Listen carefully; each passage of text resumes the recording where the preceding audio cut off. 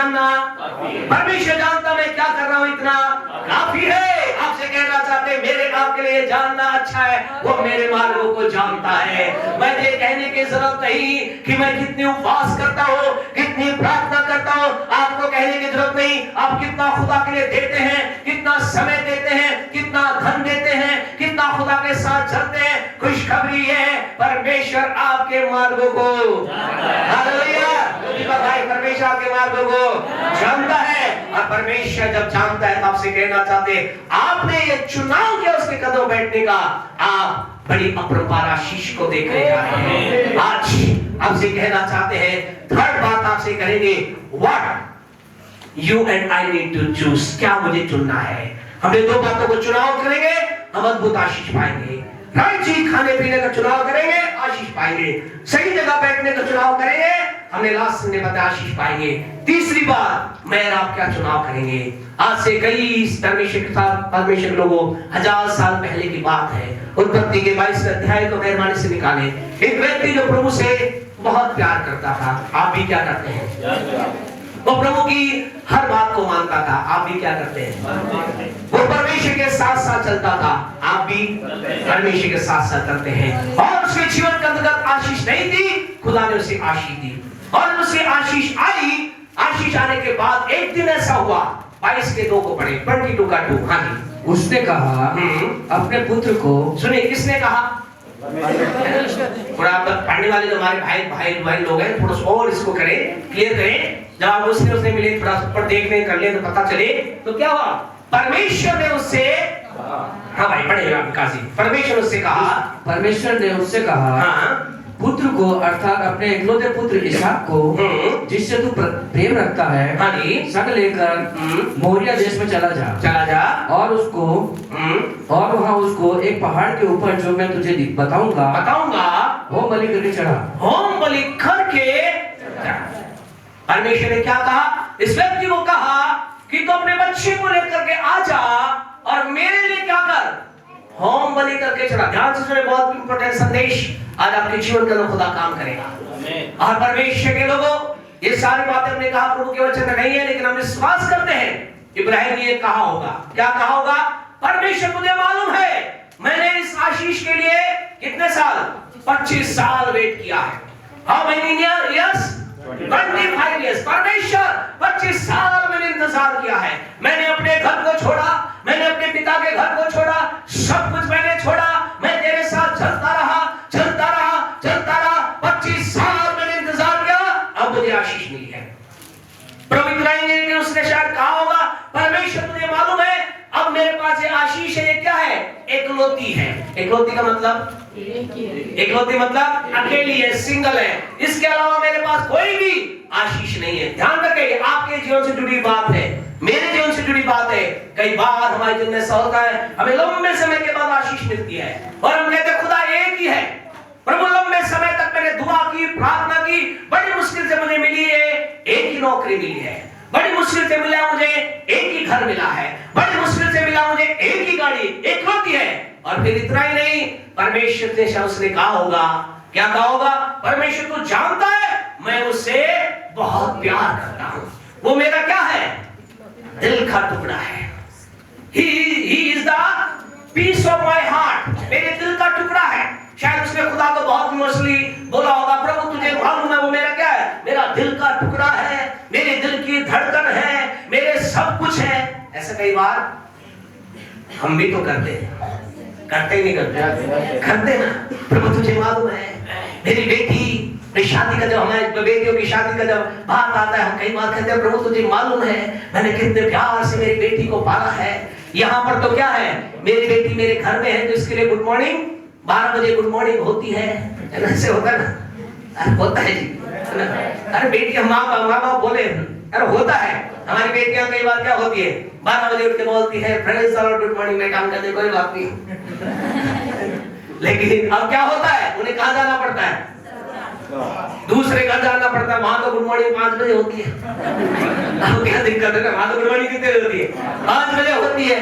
अब प्रभु तू जानता है मेरे खजा जी के टुकड़ा है, वहां तो गुड मॉर्निंग 5 बजे। और मैंने सुना है वो बहुत स्ट्रिक्ट है, उसके जो होने वाले हस्बैंड के मम्मी पापा क्या है बड़े स्टिक है, वो तो सुबह सुबह चाहते हैं गुड मॉर्निंग बोला जाए और ये किया जाए, बेड पे चाय दी जाए, प्रभु तो दया करना है, इमोशनली क्या क्या होगा। इब्राहिम ने ऐसा कहा, प्रभु मेरे क्या है, इकलौता है, मैं उससे बहुत प्यार करता हूँ। और एक बात इब्राहिम ने कही होगी कि परमेश्वर अब मैं करीब करीब ये 16 साल की उम्र में से मिला, और करीब ऐसा बताते हैं खुदा के वचन के ज्ञाता, इस समय इस साल की उम्र करीब करीब 14 या 15 साल थी। तो इब्राहिम कितने साल का हुआ? 115-114 साल का हुआ। वो कह रहा, प्रभु देख अब मैं क्या हो गया हूँ, 115 साल का हो गया, अब कोई देयर इज नो चांस, अब कोई आगे संतान के चांस भी नहीं है। और हमारा परमेश्वर क्या हो गया, इमोशनली ब्लैकमेल होगा। बोला हाँ बात तो सही है इब्राहिम, बात तो सही बोल रहा है, एक ही बेटा है, प्यार कर रहा है, 25 साल के बाद मिला है, अब कोई आशा नहीं है, चल ठीक है मैं प्लान चेंज करता हूँ, किसी और को होम बलि ले लेता हूँ। हमारा परमेश्वर आपसे कहना चाहते हैं, आपका मेरा परमेश्वर इमोशनल नहीं है। ध्यान रखना इस बात को, your God and my God is not emotional God. वो भावुक गॉड नहीं है, वो भावना बहने वाला गॉड नहीं है, वो भावुक होने वाला परमेश्वर नहीं है, लेकिन वो एक वास्तविक परमेश्वर है, रियल कैरेक्टर से भरा परमेश्वर है, वास्तविकता चरित्र से भरा परमेश्वर है। और इस समय के अंदर क्या हुआ, इब्राहिम ने अपने जीवन के अंदर चलते हुए इन सारी बातों के बीच में इसने क्या किया, इसने एक डिसीजन लिया। शायद इसने कहा होगा परमेश्वर तो समझ में नहीं आ रहा, ओ परमेश्वर मैं क्या करूं, परमेश्वर तो किसी और के पास चला जा, मेरा ही बेटा तेरे लिए बचा है क्या। कई बार हम कहते हैं ना, कई लोग कहते हैं सारी समस्या मुझ पर ही आनी थी क्या, मेरे साथ ऐसा क्यों होने था, मेरे जीवन में क्या प्रभु कोई और तुझे दिखता नहीं क्या। जब भी समस्या आती है मेरी है, मेरे ऊपर आती है ना, जब भी कोई बात आती है मेरे जीवन में आती है। कई बार हम ऐसे खुदा के सामने कहते हैं, इब्राहिम ने भी कहा होगा प्रभु ये क्या, लेकिन उस समय के अंदर परमेश्वर को इब्राहिम ने कुड़कुड़ाना नहीं चुना, उसने कंप्लेंट करना नहीं चुना। जानते उसने क्या चुना, और आज आपसे कहना चाहते आपको मुझे वो चुनाव करना है, आपको मुझे भी वही चीज का चुनाव करना है। इसी के 22 का 5 अगर पढ़ेंगे, क्या लिखा पढ़े, 22 का 5 पढ़े। हाँ जी। और उसने अपने सेवकों से कहा, ध्यान रखिए किसने कहा, उसने मतलब अब्राहम ने अपने सेवकों से कहा गधे के पास यही ठहरा रहे, गधे के पास एक ठहरा रहे, और ये लड़का और मैं वहां तक जाकर हाँ जी और दंडवत करके फिर तुम्हारे पास लौट आएंगे। बस क्या इसने चुनाव किया, परमेश्वर के लोगों, इंग्लिश में ऐसा लिखा गया है, इसने कहा कि हम दंडवत करके जाएंगे और मैं दंडवत करने जाऊंगा और हम लौट आएंगे। अब हमें हिंदी में सही समझ में नहीं आता, इंग्लिश में अगर पढ़ेंगे तो इंग्लिश में ऐसा लिखा है, and he said to his servants, उसने अपने नौकरों से कहा I will go and worship the Lord and we will come back। उसने क्या कहा, उसने क्या चुना, उसने चुना I will worship the Lord। उसने चुना अभी भी, हालांकि मेरे परमेश्वर मेरी खूबसूरत चीज को मांग लिया है, मेरी बहुत बड़ी जो मैंने लंबे समय इंतजार किया, मेरे खुदा ने वो चीज मुझसे मांग ली है। परमेश्वर मुझसे बलिदान चाह रहा है, परमेश्वर कई बार आपके बलिदान चाहता है, कई बार आपके नींद का बलिदान चाहता है, कई बार आपके समय का बलिदान चाहता है, कई बार आपके नौकरी का बलिदान चाहता है। उस बलिदान के अंदर क्या हम कहते हैं, खुदा हम ये नहीं कर सकते, या उस बीच के अंदर हम इब्राहिम के समान चूज करते हैं, इस समय के अंदर मैं खुदा की आराधना करूंगा। जोरदार ताली बजा खुदा को बलिदान।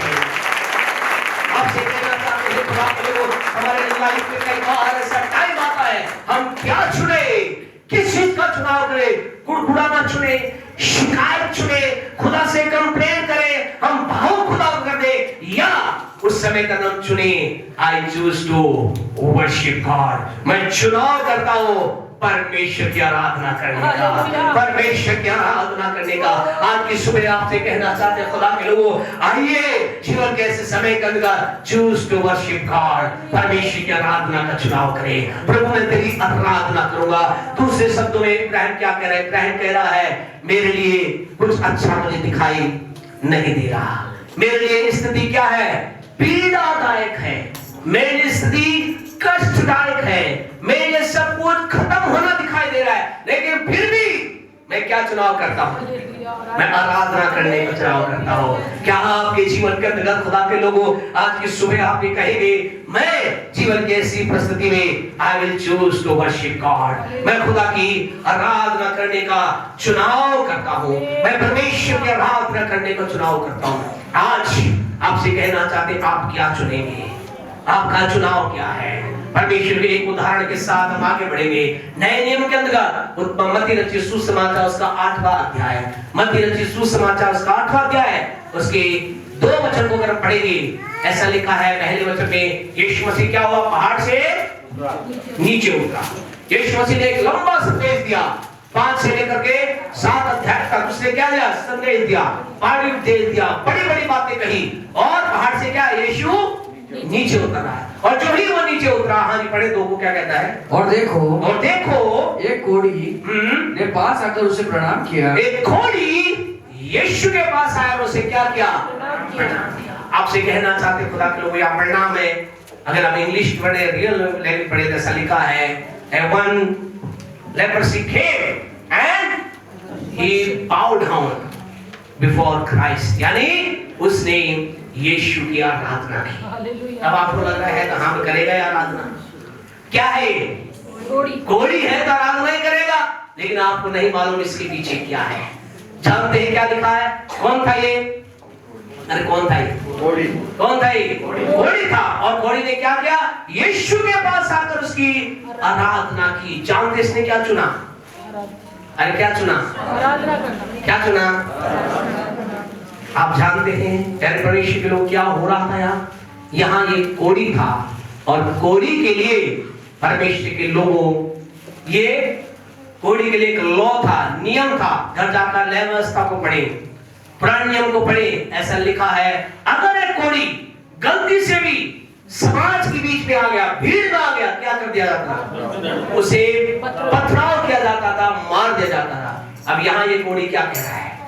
जानते क्या कह रहा है? ये कह रहा है, मैं परमेश्वर की आराधना चुनता हूँ, चाहे मुझे मरना पड़े, मैं मरना चाहता हूँ। इसने कहा मैं मरने का कगार पे हूँ, इस कोढ़ से मर जाऊंगा, अच्छा है कि मैं क्या करूं? मेरे यीशु की आराधना करते करते मैं मर जाऊं। आपसे कहना चाहते, इसने क्या चूज किया? इसने ये चुनाव किया, मैं आज इस यीशु की आराधना करके रहूंगा, चाहे मुझे मरना पड़े।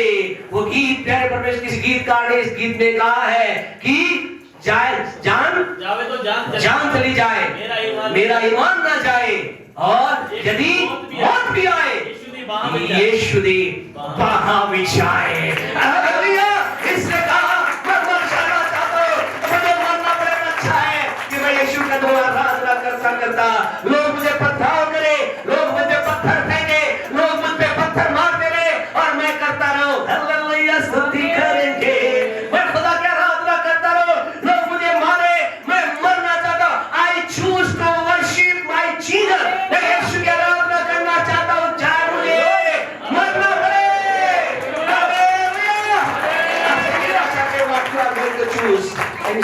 हालेलुया।